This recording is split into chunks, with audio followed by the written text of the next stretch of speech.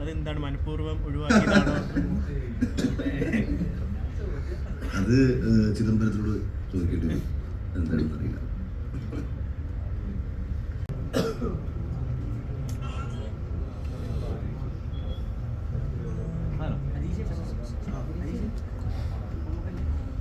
തുടങ്ങുമ്പോൾ മാറ്റിക്കളാണ് തുടങ്ങിയാലോ? ചില സീനൊക്കെ അത് ഇങ്ങനെ ഒന്ന് ചെയ്ത് നോക്ക്, നന്നായിരിക്കും എന്നൊക്കെ പറഞ്ഞു തന്നിട്ടുണ്ട്. അപ്പോൾ ഒരു ബിഗിനർ എന്ന രീതിയിൽ എനിക്ക് എല്ലാ സപ്പോർട്ടും കിട്ടിയിട്ടുണ്ട്. ഒരുപാട് സന്തോഷമുണ്ട് ഇങ്ങനെ ഒരു മൂവിയുടെ ഭാഗം പറ്റിയത്. എല്ലാവരും കാണാൻ നല്ല മൂവിയാണ്, എല്ലാവർക്കും ഇഷ്ടപ്പെടും, ഫാമിലി എല്ലാവർക്കും. Thank you. അഭിനയിക്കാൻ പറ്റിയത് അത് മാത്രമല്ല, അർജുൻ്റെ കൂടെ ചെയ്യുന്ന മൂന്നാമത്തെ പടമാണ് മുതിയുള്ളത് തലവല. എനിക്കതിനകത്ത് അർജുനെ കാണാൻ പറ്റില്ല, ജ്യോതിഷിനെ കാണാൻ പറ്റി. സന്തോഷമുണ്ട്, ഒന്നും പറയില്ല. നല്ലൊരു സിനിമയുടെ ഭാഗം പറ്റിയതിൽ ഒരുപാട് ഹാപ്പി. പലരും പേരെടുത്ത് പറയുന്നുണ്ടല്ലോ, അതൊക്കെ കാണുമ്പോൾ സന്തോഷം. നമ്മളൊരു കഥാപാത്രം ഇഷ്ടപ്പെട്ട് പ്രേക്ഷകർ നല്ലതെന്ന് പറയുമ്പോൾ നമ്മളത് സന്തോഷിക്കില്ല, സന്തോഷമുണ്ട്.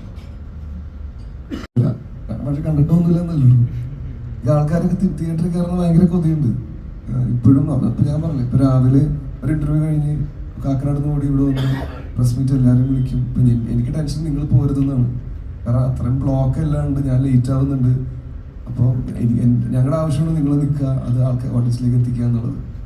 പിന്നെ ഒരു സിനിമ ഒരു ആക്ടർ അല്ലെങ്കിൽ ഒരു ടെക്നീഷ്യൻ അല്ലെങ്കിൽ സിനിമ ഇഷ്ടപ്പെടുന്ന ആൾക്കാർ, ഒരു നല്ല പടം തിയേറ്ററിൽ ആൾക്കാർ വരിക എന്നുള്ളത് നമ്മളുടെ ആഗ്രഹമാണ്. സിനിമ എപ്പോഴും തിയേറ്ററിക്കൽ വ്യൂ ആണ്.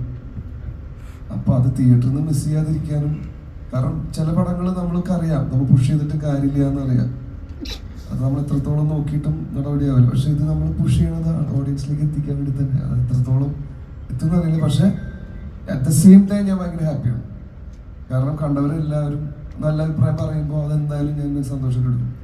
പിന്നെ എക്സ്പെക്ടിങ് ആൾക്കാർ കാണും എന്നുള്ളൊരു രീതിയിലാണ്